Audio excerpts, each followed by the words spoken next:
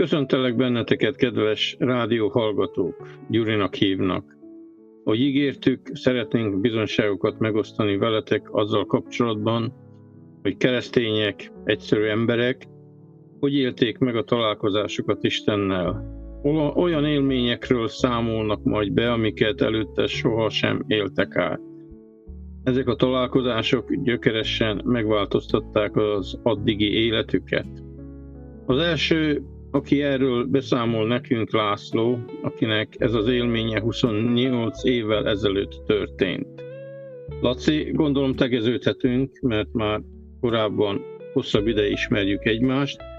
Pár szóban mondd el azt a családi hátteret, amivel beleszülettél.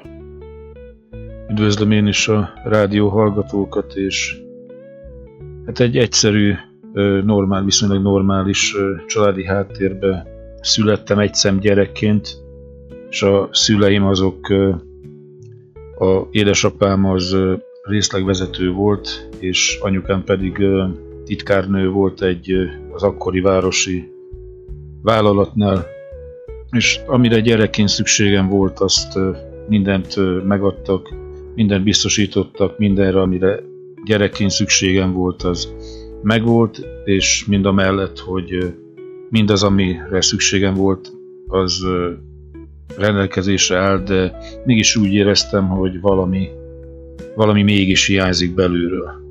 De ez nem feltétlen olyan dolog volt, ami mondjuk ilyen tárgyi dolog. Igen.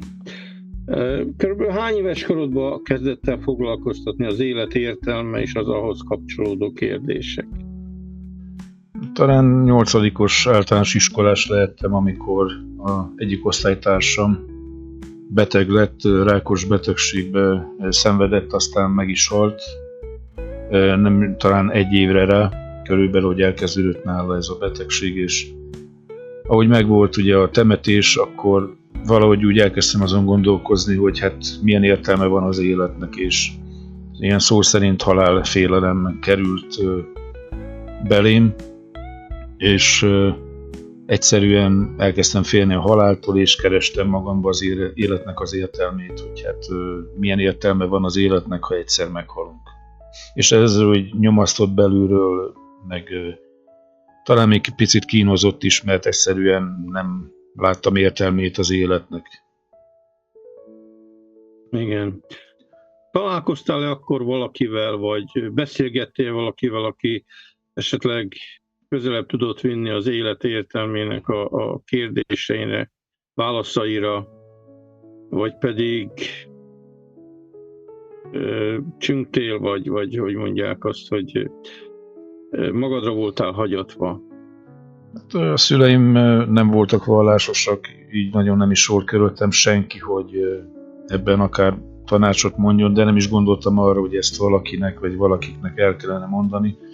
Próbáltam ezt így valahogy magamba belülről lerendezni, valahogy feldolgozni, de nem annyira sikerült, és emlékszem, nagyon sokszor volt olyan, hogy azért sírtam, hogy hát minek születünk, hogyha meghalunk, és folytonosan ez úgymond kínzott így belülről engem. Igen, ahogy említetted, kb. 14 éves korodban kezdett el ezzel a kérdések foglalkoztatni, mikor szembesültél egy halállal. Hogyan alakult utána az életed? Hát az iskola után elkerültem a 8. osztályt elvégezve, elkerültem egy szakmunkás képzőbe, és ott tanultam 3 évet asztalosként, és utána, amikor kiálltam ezt az iskolát, végeztem, akkor elkezdtem dolgozni. Édesapám intézett egy ilyen portásállást annak idején, és akkor portásként elkezdtem dolgozni, és nem kerestem én akkor csak úgy az Istent különösen, de mégis valami arra vitt, hogy egyszer volt egy alkalom, egy lehetőség.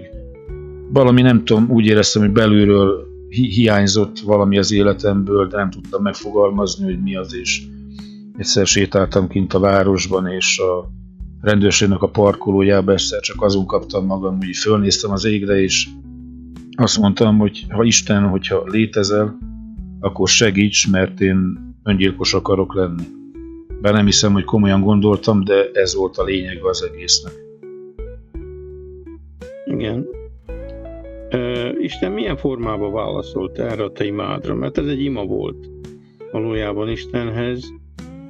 Kit küldött, vagy milyen dolog történt utána, miután így fölkiáltottál Istenhez?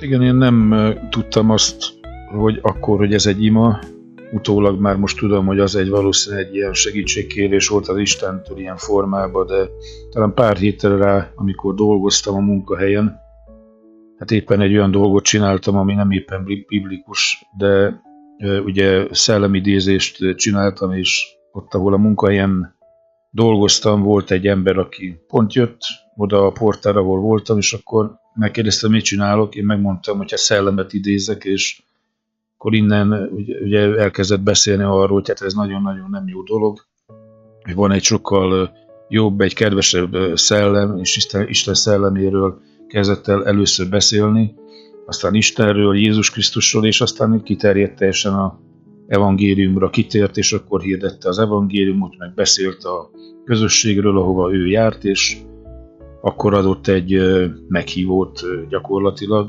mikor beszélgettünk, utána még órák hosszat beszélgettünk, és a végén, mikor elment, adta ezt a meghívót, és hívott, hogy menjek el.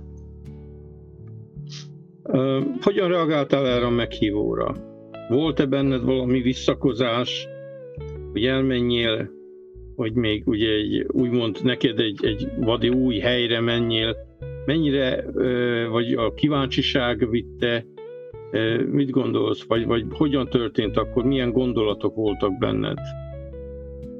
Hát én nem gondolkoztam úgy azon akkor, hogy akarok-e menni, vagy nem, de valami vonzott, és főleg az, hogy ugye adott egy meghívót, lehet, hogy pont ez volt a kulcs erre, nem tudom, de mivel adott egy meghívót, és én úgy voltam, hát ha már adott meghívót, akkor elmegyek, és akkor megnézem, és amikor tudtam, következő egy-két héten belül vasárnapi napon volt az istentisztelet, elmentem, és hát ez vitt rá engemet igazából, hogy ha már adott meghívót, akkor én fogtam magam és elmentem, mert itt tartottam korrektnek akkor.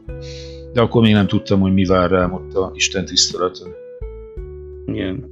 Mi volt az a dolog, amire így vissza tudsz emlékezni, ami megragadott tégedet ezen az első istentiszteleti alkalmon, amin részt vettél?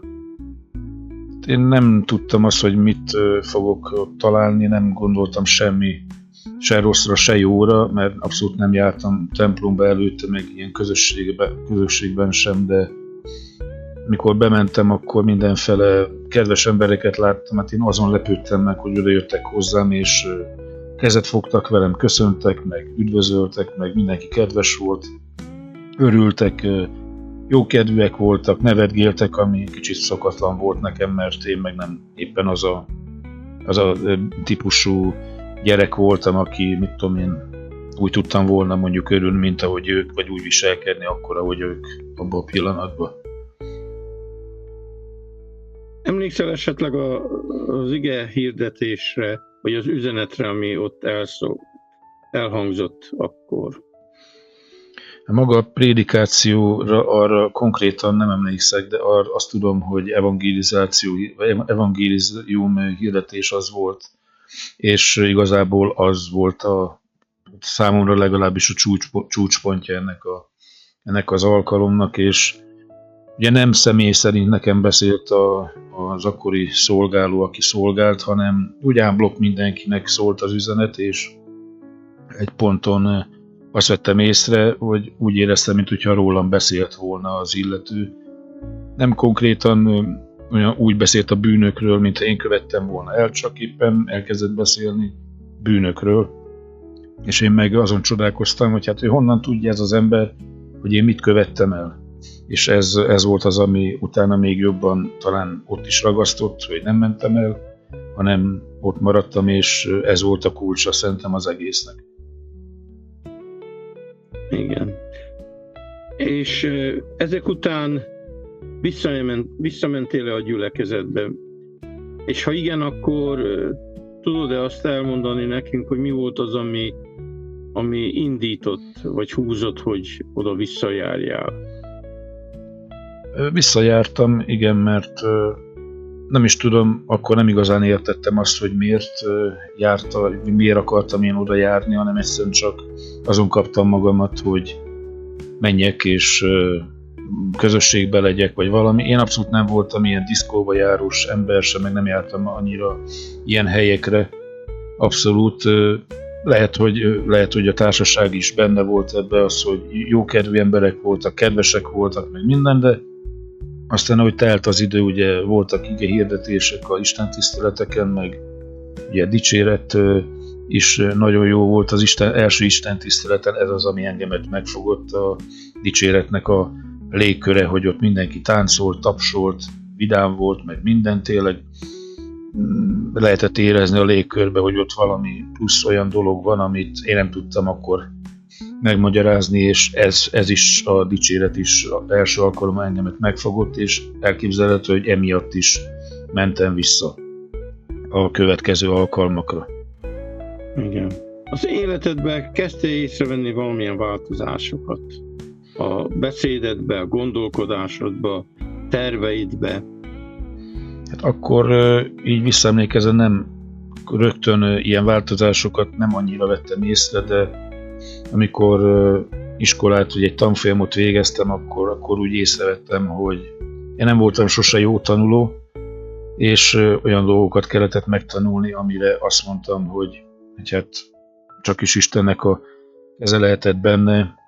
Egyáltalán abba is szerintem, hogy meg tudtam tanulni azokat, amiket meg kellett tanulni, és azokból úgy tudtam levizsgázni, hogy úgy ámblok az egész vizsgát, az egész tanfolyami vizsgát 4-essel fejeztem be, és mindenki csak csodálkozott, még az anyukám is csodálkozott rajta, hogy tudtam ilyen jó eredményt elérni. Hát mondom, egyrészt tanultam, de valószínű, hogy Istennek a keze is ebbe akkor benne volt, bár akkor ezt így nem nagyon értettem, hogy az mi ez a plusz, de biztos vagyok benne, hogy az Úrnak a keze is benne volt. Igen. Így 28 évvel visszamenőleg, ha visszanézel erre a 28 évre, milyen következtetést tudsz levonni? Megérte az Úrral való találkozást, és hogy azóta keresed őt és vele jársz? Ugye akkor azért 21-2 évesen máshogy gondolkoztam, mint most. Sok mindent azóta máshogy látok, amit fiatalabb koromban nem tudtam se értelmezni, meg se megérteni akár az igéből, vagy a Bibliából, de most már azt tudom mondani, hogy hála az Istennek, hogy elhívott, hogy kiválasztott, és megbocsátotta a bűneimet, hogy eltörölte azokat, és hogy nem vádol, nem károsztat, és csak azt tudom, hogy végtelen az ő kegyelme, irgalma azok iránt, akik félik őt és keresik őt. Úgyhogy azt tudom mondani, hogy 100%-ban megérte, és vissza kellene menni az időbe, amit ugye nem lehet, de ha kellene, ugyanazt kérném, hogy csak téressek meg akkor újra. Laci, nagyon szépen köszönjük ezt az őszinte vallomásodat, bizonságodat, megosztottad velünk az ember egyik talán legbensőségesebb átélését, amikor Istennel találkozik, és kívánjuk azt, hogy életed hátralévő részében is Isten még elhívjon tégedet újabb szolgálatokra, betöltsön és vezessen, és kívánjuk ugyanúgy nektek is, kedves rádióhallgatók, hogy az életetekbe följönnek olyan gondolatok, hogy mi is valójában az élet értelme. Tegyetek egy próbát Istennel. Mondjatok el egy rövid imát, nem kell ez, hogy egy vallásos ima legyen, de ha csak fölkiáltatok szívből, és legyen ez egy keresés szó Isten felé, mi hisszük azt, hogy Isten válaszolni fog ezekre az imákra. Köszönjük, hogy meghallgattatok, és további áldott napot kívánunk nektek.